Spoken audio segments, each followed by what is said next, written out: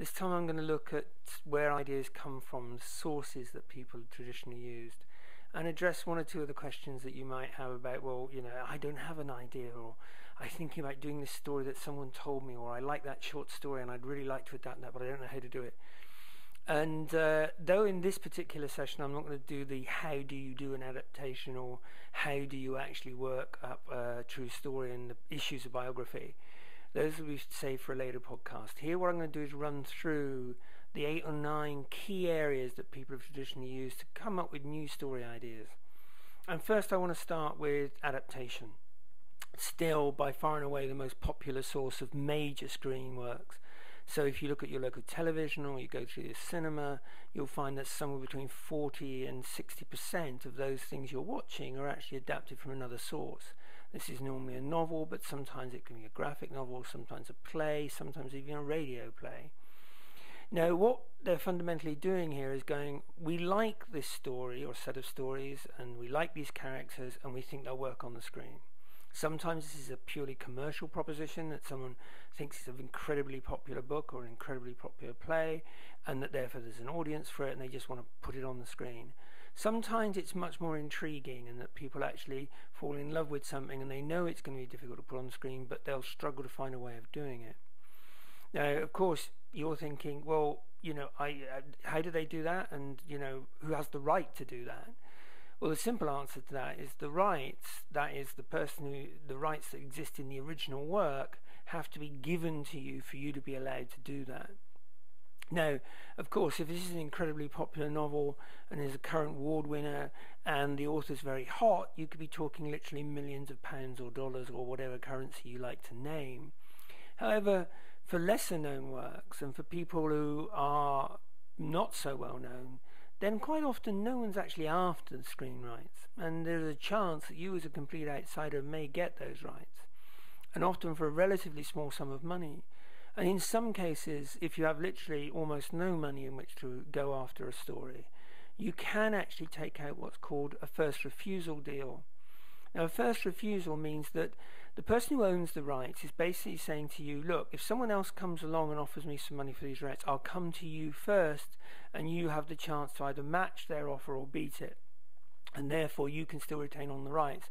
But it also means that if someone actually is attempting to adapt the story that you're currently working on, so that you don't put all that hard work in and then suddenly out of the blue you discover the rights have been sold to somebody else. However, in many, many instances, one can actually get hold of the rights. And of course, one has to bear in mind that copyright is limited. So in many parts of the world, if the author's been dead 70 years, then their works are open to absolutely everybody. And this, of course, means that great works from the 17th, 18th, and previous centuries are totally available, and you can adapt them as you see fit.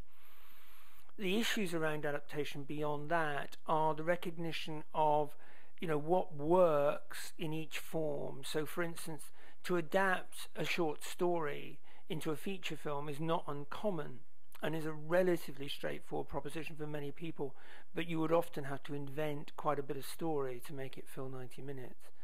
Whereas if you were adapting a great big blockbuster novel into a 4-part TV drama, then the chances are the real issue is, well, how do we break it up and structure it into episodes rather than let's find more material.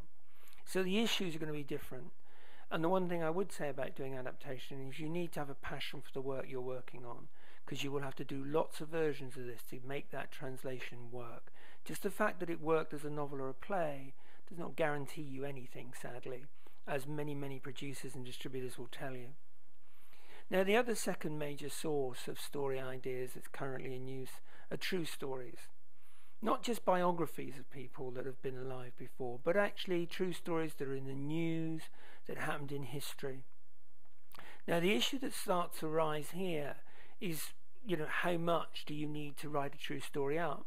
Many true stories have very little actual facts available to them, just the major incidents or the fact that the person lived at this time and achieved a certain something. And in that case, of course, you as the writer are actually having to put a lot of your own imagination into the space to create a narrative. Something that in that sense turns it into more of an inspirational exercise, i.e. you think this person did an amazing thing, or you think this incident was incredible, and you see it as the basis for which you can make a film.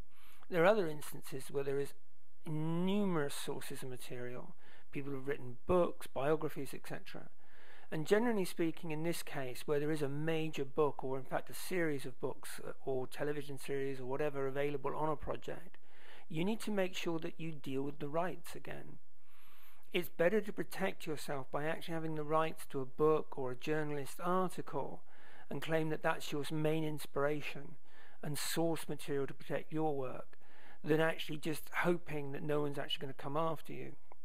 You have to also bear in mind that if you're actually writing about people who are still alive, you may be liable to various laws in terms of libel and slander, in terms of what you write down about them and what ultimately you get access to say about them on screen. And therefore it's a wise move to make sure that everything you do is thoroughly researched and recorded, and you keep files on absolutely everything. You will, of course, in both the adaptation and in these true stories where rights are involved, need to consult a lawyer.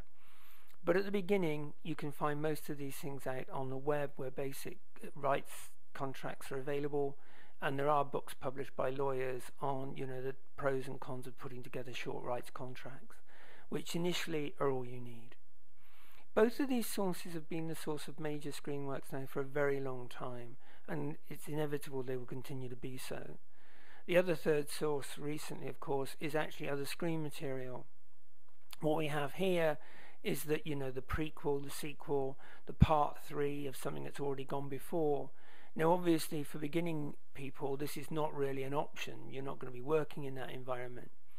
However, for many other people, screen material is actually a source of inspiration. You may have watched a sitcom or watched a TV show program or another feature film and gone, I get that, and I really like what that does, and I'd like to do something like that.